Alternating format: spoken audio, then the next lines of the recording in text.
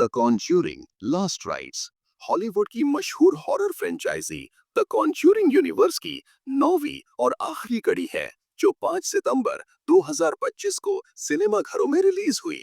ये film paranormal investigators Ed Warren, Patrick Wilson और Lorraine Warren, Vera Farmiga के आखिरी बड़े केस स्मर्ल हॉन्टिंग पर आधारित है। फिल्म का निर्देशन माइकल शावेज ने किया है, जिन्होंने पहले the Conjuring, the devil made me do it और द नन सेकंड जैसी फिल्में बनाई है। ये फिल्म न केवल डरावनी है, बल्कि इसमें भावनात्मक गहराई और वॉरेन दंपत्ति की कहानी को एक सम्मानजनक अंत देने का प्रयास किया गया है।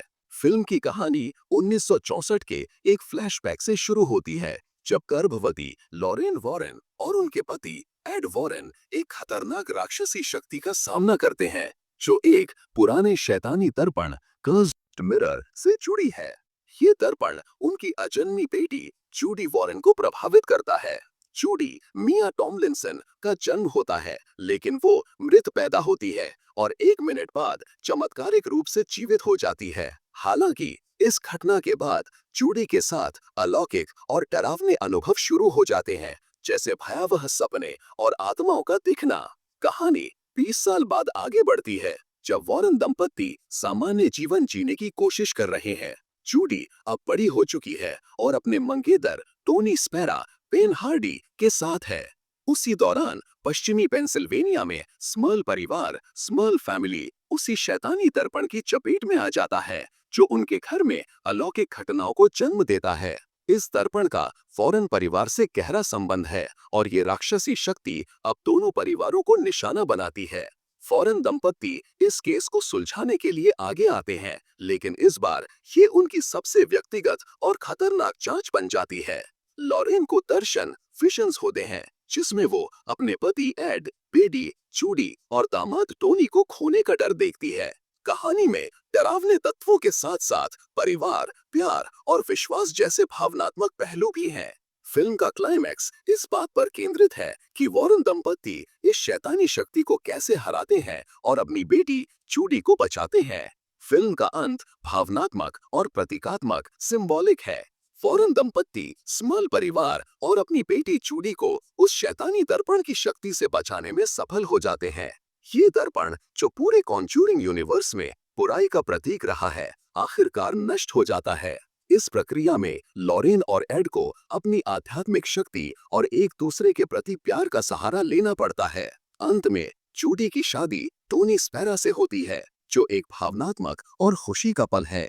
ये दृश्य वॉरेन दंपत्ति के लिए एक तरह का हैप्पी एंडिंग लाता है, क्योंकि वे अपनी बेटी को सुरक्षित और खुशहाल देखते हैं।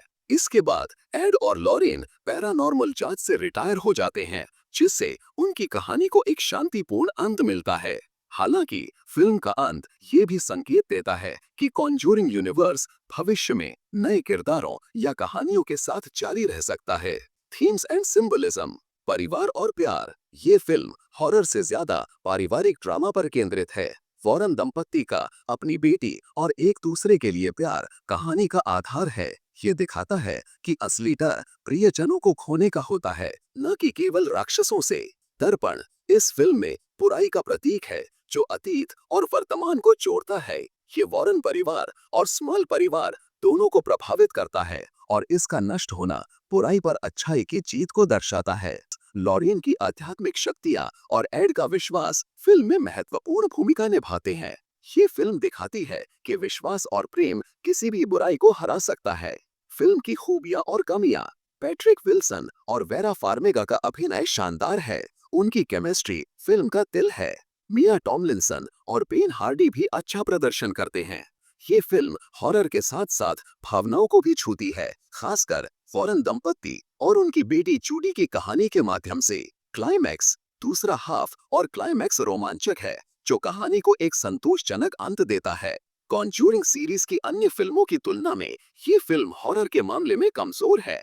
पहले हाफ में डरावने दृश्यों की कमी है और ये ज्यादा पारिवारिक ड्रामा जैसी लगती है। धीमी गति, फिल्म का पहला हाफ धीमा है, जो दर्शकों को बोर कर सकता है। खींची गई कहानी, कुछ समीक्षकों का मानना है कि इस फ्रेंचाइजी को अब खत्म कर देना चाहिए था, क्योंकि ये फिल्म पहले जैसा डर पैदा नहीं करती।